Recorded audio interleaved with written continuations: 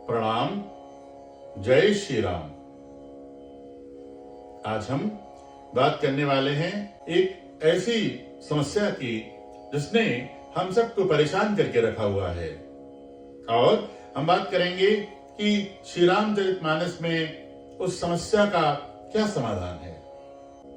तो आइए पहले हम समस्या की बात कर लेते हैं। हमें से बहुत लोग अपने जीवन में, अपने पुराने समय में, अपने भूतकाल में इतना खोए रहते हैं, इतना डूबे रहते हैं कि अपने वर्तमान समय को सही ढंग से जी नहीं पाते हैं।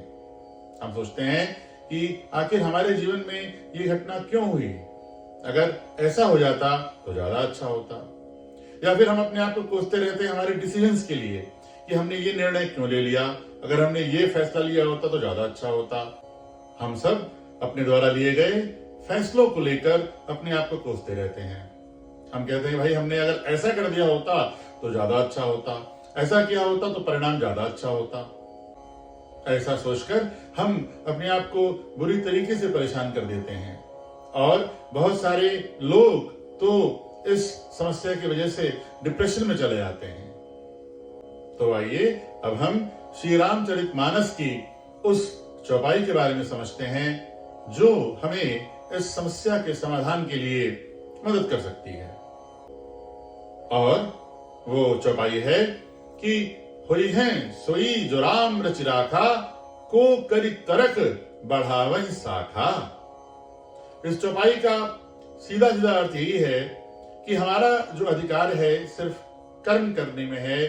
पूरी श्रद्धा के साथ हमें अपना कर्म करना चाहिए, और उसके बाद जो हमें फल मिले या जो परिणाम मिले उसे हमें भगवान श्री राम की इच्छा समझकर स्वीकार कर लेना चाहिए, क्योंकि अंत में परिणाम वही होना है, घटित वही होना है जो भगवान श्री राम ने हमारे लिए रचा हुआ है, हमारे लिए सोचा हुआ है, हमारे भले के लिए सोचा हुआ है।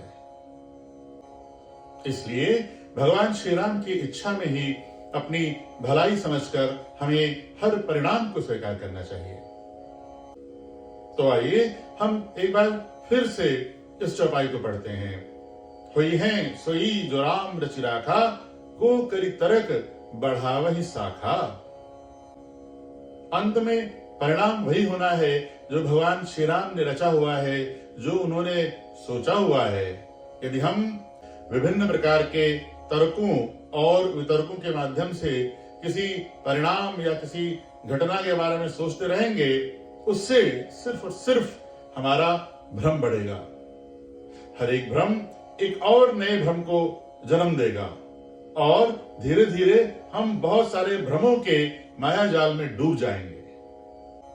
तो मेरा आपसे निवेदन है कि जब कभी आपके मन में कोई पुरानी बात, कोई पुरानी सोच आपको सताने लगे, तो आप 2-3 बार इस चौपाई को अपने मन में दोहरा लीजिए, और तुरंत आपको समझ आ जाएगा कि पुरानी बात को सोचने का कहीं कोई फायदा नहीं है, और आपका मन अशांत होने से बच जाएगा। यदि आपके आसपास कोई नहीं है तो आप इस चौपाई को जोर जोर से भी दोहरा सकते हैं। ध्यान रहे, जितना जोर से आप इस चौपाई को दोहराएंगे उतना जल्दी ही आपका मन शांत होगा।